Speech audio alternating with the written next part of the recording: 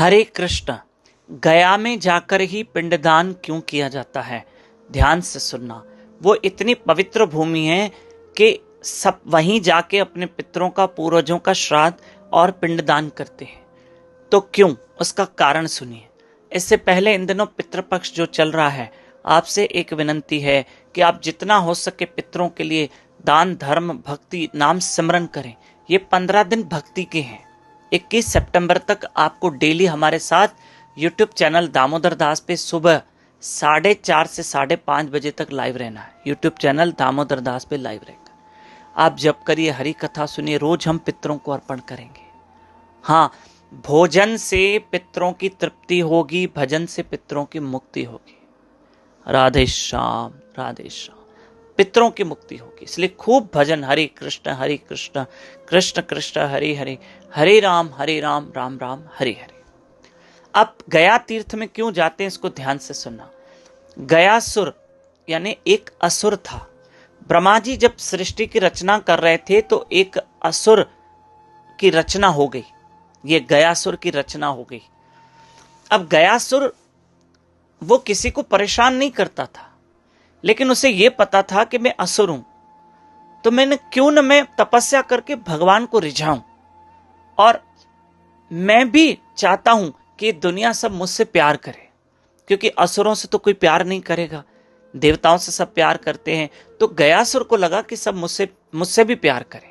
तो इसलिए गयासुर ने घोर तपस्या की, भगवान नारायण को रिझाया। भगवान मेरे हरि ने कहा, क्या वरदान चाहिए? बोला, प्रभु मुझे एक ही वरदान दो कि मुझे जो देखे, जिसको मेरे दर्शन हो या जो मुझे स्पर्श करके जाए, उसके सारे पाप नाश हो जाए। भगवान ने कहा, तथास्तु। अब जो गयासुर को देखते, दर्शन करते उसका, कोई इसको टच करके जाता तो सारे सामने वाले के पाप धुल जाते गयासुर को देखकर। अब ये होने लगा कि लोग पाप कर रहे हैं, गयासुर को देख रहे हैं, फिर पाप कर रहे हैं, फिर गयासुर को देख रहे हैं। तो पूरी सृष्टि का बैलेंस बिगड़ रहा था। सारे देवताओं ने जाके भगवान से कहा, प्रभु आपने वरदान तो दिया है इसको, अब बैलेंस बिगड़ गया, लोग पाप करके फिर इसका ही दर्शन कर रहे हैं। तो भगवान हरि ने कहा समस्त देवता और ब्रह्मा जी को कि जाओ गयासुर को कहो कि तुम्हारे शरीर के ऊपर हमें यज्ञ करना है, क्योंकि गयासुर का शरीर बड़ा, मतलब योजनों में बड़ा था, इतना लंबा चौड़ा शरीर था, किलोमीटरों में, इतना बड़ा शरीर था। कहा आपके शरीर के ऊपर हम यज्ञ करना चाहते हैं, और वो करने भी देगा, क्योंकि वो बड़ा दयालु है। भले असुर था लेकिन उसके अंदर दया थी।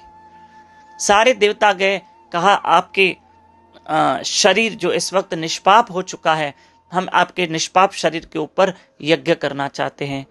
तो गयासुर ने मना नहीं किया, और देवताओं ने मिलकर वहां यज्ञ किया, अग्नि प्रज्वलित की, पर गयासुर का शरीर अग्नि में जल रहा है, उसको तकलीफ हो रही है, वो हिल डुल रहा है।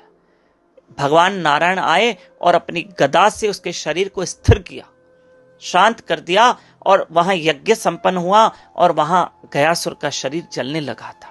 अब वो मृत्यु के कगार पे आ गया था, पर भगवान ने कहा, अब भी तुमने बड़ा बलिदान दिया है, हम आपसे संतुष्ट प्रसन्न हैं, मांगो क्या चाहिए।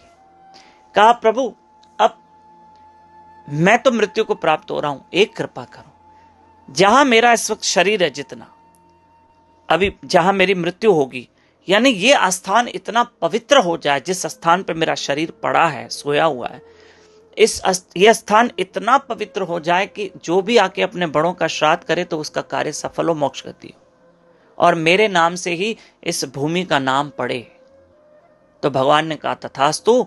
आज के बाद इस भूमि पर जो आएगा और अपने बड़ों का श्राद्ध पिंडदान करेगा तो उसका वो सब सफल होगा, और आज से इस भूमि का नाम होगा, एक तीर्थ बनेगा, और जिसका नाम होगा गया, और गयासुर के नाम पर ये गया तीर्थ बना, और इसलिए लोग वहां चले जाते हैं। मैं आपसे एक रिक्वेस्ट करता हूं, इन दिनों आप बहुत भजन करना और बहुत नाम सिमरन, खूब माला जपना, हरे कृष्ण कृष्ण कृष्ण हरे हरे, हरे राम राम राम हरे हरे।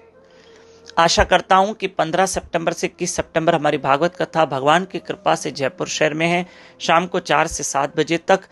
और आप सब जरूर भागवत कथा में जो आसपास रहते हैं अवश्य आइए, हमारे साथ भागवत कथा सुनिए। और ये एड्रेस है जयपुर की, इस एड्रेस पर भागवत कथा होगी।